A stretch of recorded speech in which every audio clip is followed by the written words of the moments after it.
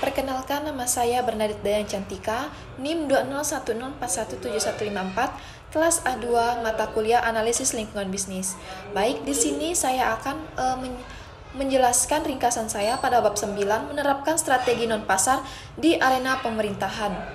Nah, strategi dan pasar harusnya dilaksanakan secara efektif. Dan sebaliknya, efektivitas penerapan strategi mempengaruhi pilihan di antara mereka. Misalnya, menerapkan strategi information seperti yang dibahas dalam bab 7 membutuhkan akses ke pejabat pemerintah, pengembangan informasi yang relevan secara politik, lobby, dan mungkin advokasi publik. Nah, melakukan lobby. Melobi adalah komponen sentral dari sebagian besar representasi dan strategi information.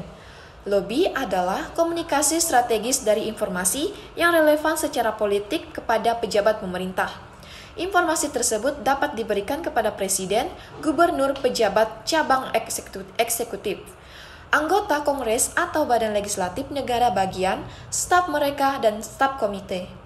Nah, lobby bisnis atau ngelobi dalam tujuan berbisnis adalah kegiatan yang dilakukan oleh pelaku bisnis dalam mempengaruhi pihak lain supaya pihak tersebut memiliki kepentingan dan pendapat yang sama dengan kita. Dalam hal ini tentunya yang berhubungan dengan bisnis. Nah, teknik lobby bisnis yang baik dan benar.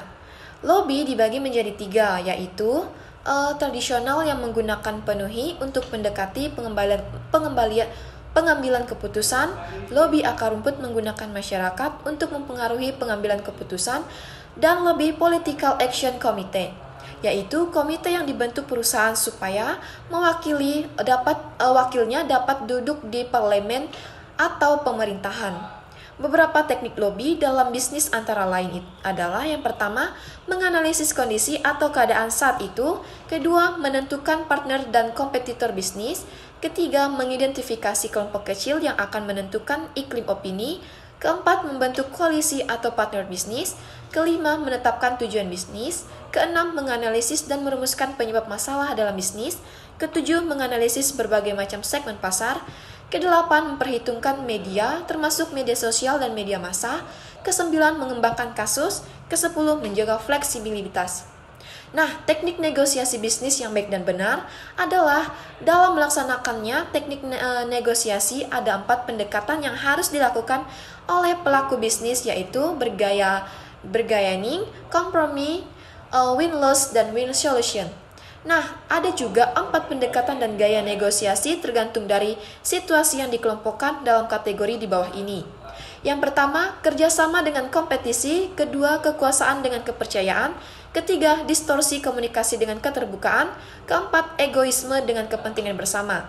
Nah, informasi teknis dan politik lobby menyampaikan 2 jenis informasi, yaitu teknis dan politik informasi. Teknik terdiri dari data dan prediksi tentang konsekuensi kebijakan alternatif. Informasi politik berkaitan dengan dampak suatu alternatif terhadap konstituen atau kepentingan kebijakan pemegang jabatan. Nah, dukungan elektoral perusahaan terutama melibatkan kontribusi kampanye, karena perusahaan jarang mendukung kandidat.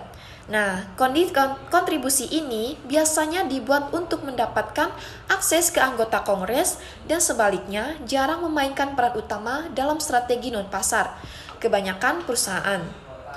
Pengembangan koalisi merupakan komponen penting dari banyak strategi non-pasar. Perusahaan berpartisipasi dalam organisasi puncak, asosiasi perdagangan, dan koalisi ad hoc. Organisasi puncak menangani masalah bisnis umum daripada masalah khusus industri. Asosiasi perdagangan penting, terutama untuk isu-isu berkaitan dengan industri tertentu. Kampanye akar rumput didasarkan pada rantai sewa dan dirancang untuk mempengaruhi legislator melalui hubungan konstituensi. Nah, perusahaan dan kelompok kepentingan sering mengatur dan memobilisasi konstituensi mereka untuk kegiatan akar rumput, termasuk menulis surat dan mengunjungi Washington untuk lobby pribadi. Efektif pun kegiatan ini tergantung pada kredibilitas dan skalanya. Kampanye akar rumput seringkali dikoordinasikan dengan advokasi publik. Vokasi publik digunakan untuk menginformasikan publik dengan mereka yang terlibat dalam proses pembuatan kebijakan. Nah, di sini ada contohnya. Kementerian Perindustrian atau Kemenperin belum akan melakukan perubahan strategi terkait dengan formulasi distribusi minyak goreng sawit curah. Agar harga produk bisa mendekati harga eceran tertinggi atau HEC senilai 14.000 per liter, Direktur Makanan, Hasil Laut, dan Perikanan Kemenperin Emis Taria mengatakan pengawasan terhadap produksi dan distribusi masih akan dilakukan mengacu kepada Kemenperin nomor 12/2022 tentang perubahan kedua atas Peraturan Menteri Perindustrian nomor 8 tahun 2022 tentang penyediaan minyak goreng curah untuk kebutuhan masyarakat, usaha mikro dan usaha kecil dalam kerangka pembiayaan oleh Badan Pengelola Dana Perkebunan Kelapa Sawit. Nah, strateginya masih mengacu pada Permenperin nomor 12/2022 mengacu kepada belai tersebut.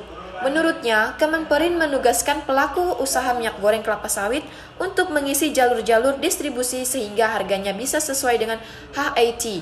Kemenperin juga masih menunggu aturan baru Kementerian Perdagangan atau Kemendak soal perlakuan Domestic Market Obligation atau DMO dan Domestic Price Obligation atau DPO. Belai tersebut rencananya akan diterbitkan pada Senin, tanggal 23 bulan 5, 2022. Sesuai dengan arahan Presiden Joko Widodo, sebelumnya Kementerian Teknis didesak mencari formulasi yang tepat agar distribusi minyak goreng sawit curah bisa berjalan sehingga harga bisa mendekati HEC sebesar 14.000 per liter. Terkait hal itu, keterlibatan langsung pemangku kepentingan di industri kelapa sawit dinilai tetap diperlakukan demi memastikan upaya tersebut bisa berjalan sesuai dengan tujuan.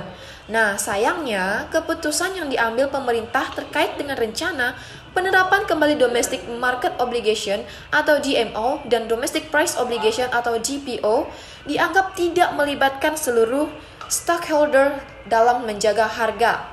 Nah, bila pemerintah menetapkan pola GMO atau GPO untuk dijadikan persyaratan atau basis ekspor, artinya bisnis sawit nasional tidak melibatkan semua stakeholder sawit untuk mencapai harga jual 14.000 per liter di pasar.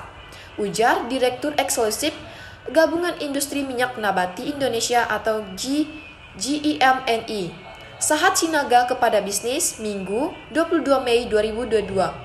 Padahal sambung sahat regulasi yang dibuat pemerintah selama 5 bulan terakhir, yakni periode Januari sampai Mei, dalam rangka mengontrol harga minyak goreng sebenarnya sudah cukup baik. Terkait dengan hal itu, GMO dan GPO, pemerintah berupaya menjaga jumlah GMO sebesar 10 juta ton minyak goreng dengan perincian sebesar 8 juta ton minyak goreng dan 2 juta ton sebagai stok atau cadangan minyak goreng. Nah, baik, sekian hasil dari ringkasan saya. Kurang lebihnya saya mohon maaf, saya ucapkan terima kasih.